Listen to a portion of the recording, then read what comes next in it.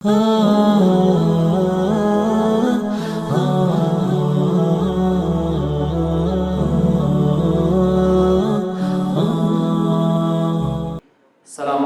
warahmatullahi wabarakatuh.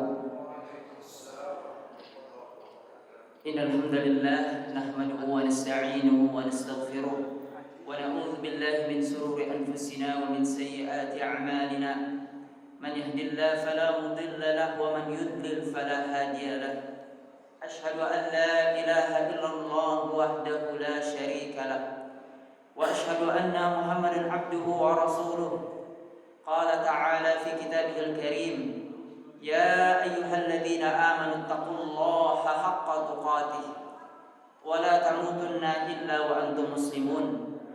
Amma ba'd, fa inna asdaqal hadis kitabullah wa ahsanal hadi hadi Muhammadin sallallahu alaihi wasallam wa syarrul umur muhdatsatuha wa kullu muhdatsatin bid'ah wa kullu bid'atin dhalalah wa kullu dhalalatin finnar.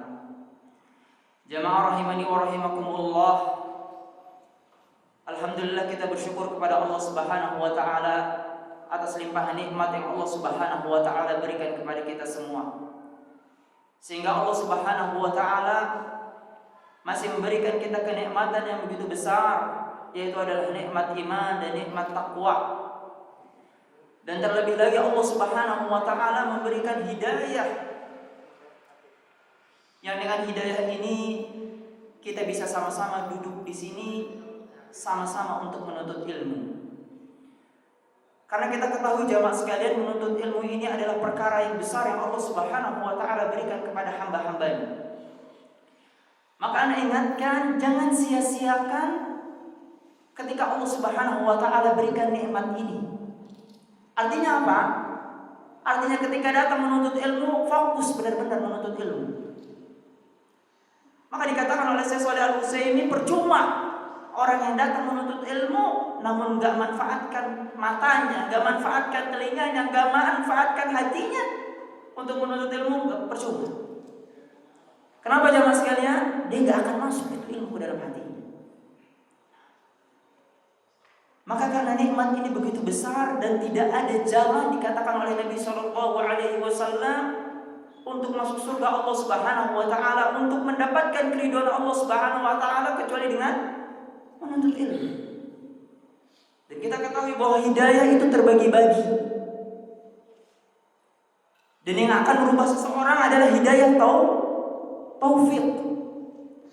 Dan tidak mungkin seseorang mendapatkan hidayah taufik tanpa sebelumnya ia mendapatkan hidayah irsyad. Hidayah petunjuk. Apa hidayah petunjuk? Yaitu hidayah dengan ia mampu untuk menuntut ilmu. Hidayah mengetahui sesuatu, bahwa ini benar atau salah. Maka ini adalah nikmat yang begitu besar yang Allah Subhanahu wa taala berikan kepada kita. Fokus menuntut ilmu. Manfaatkan momen ini benar-benar kita niatkan karena Allah Subhanahu wa taala dan karena kita ingin agar Allah Subhanahu wa taala memberikan kebahagiaan kepada kita dunia dan akhirat. Kemudian salawat dan salam tidak lupa kita sampaikan kepada Nabi Muhammad sallallahu alaihi wasallam, kepada seluruh keluarga beliau, kepada sahabat-sahabat beliau, kepada tabi'in dan tabi'ut tabi'in dan seluruh yang mengikuti beliau sampai akhir kiamat kelak. Dan semoga Allah Subhanahu wa taala memberikan izin agar kita juga mendapatkan syafaat Nabi Muhammad sallallahu alaihi wasallam nanti di yaumil qiyamah. Jamaah sekalian, tema kajian kita kali ini berkaitan dengan dukun, tukang ramal, dan juga orang pintar. Kenapa perlu diangkat jemaah sekalian? Karena waliyadzubillah banyak sekali di tengah-tengah masyarakat dukun yang sudah berubah penampilannya. Menjadi apa? Menjadi ustaz dukun, menjadi habib dukun, menjadi kiai dukun. Dan waliyadzubillah banyak sekali pengikutnya. Maka pada kesempatan kali ini di kajian tematik, Ana membawakan kajian dari kitab Aqidah, Syarah Aqidah Ahlussunnah wal Jamaah yang seharusnya ini dibahas satu persatu dari awal. Dan semoga Allah Subhanahu wa taala memberikan kesempatan kepada kita untuk menelaahnya. Agar apa? Akidah kita kuat. Ini kenapa bisa terjadi seperti ini? Fitnah bisa terjadi seperti ini. Manusia kenapa bisa begitu bodoh? Karena apa jemaah sekalian? Karena mereka enggak belajar tauhid mereka. Mereka enggak belajar akidah mereka. Maka timbullah garang ruqyah, madu ruqyah, habatu syaudah ruqyah. Yang itu dikira datang dari Nabi sallallahu alaihi wasallam. Yang padahal ini digunakan hanyalah untuk bisnis. Dan telah diingatkan oleh para ulama tentang perkara-perkara ini, yang semoga Allah Subhanahu wa taala menghindari kita dari hal tersebut.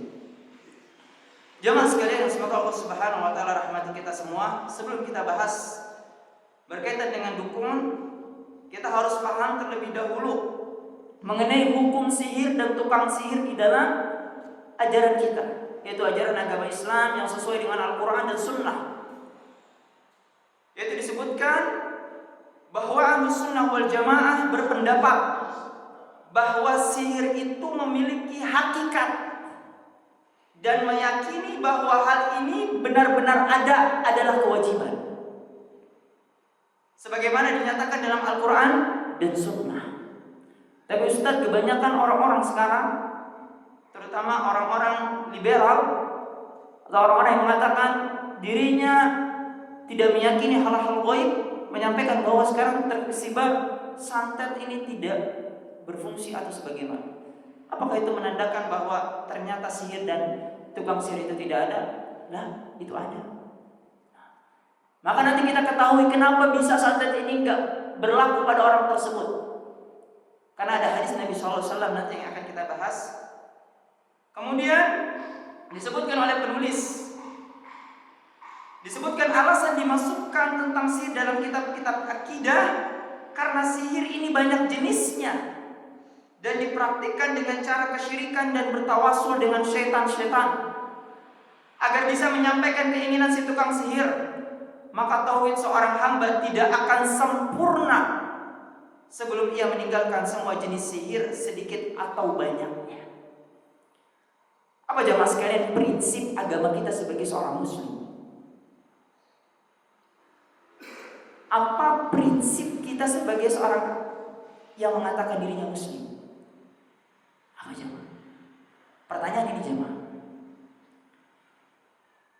Jangan kita mengatakan nanti jemaah sekalian bahwa diri kita muslim tapi kita nggak memiliki prinsip.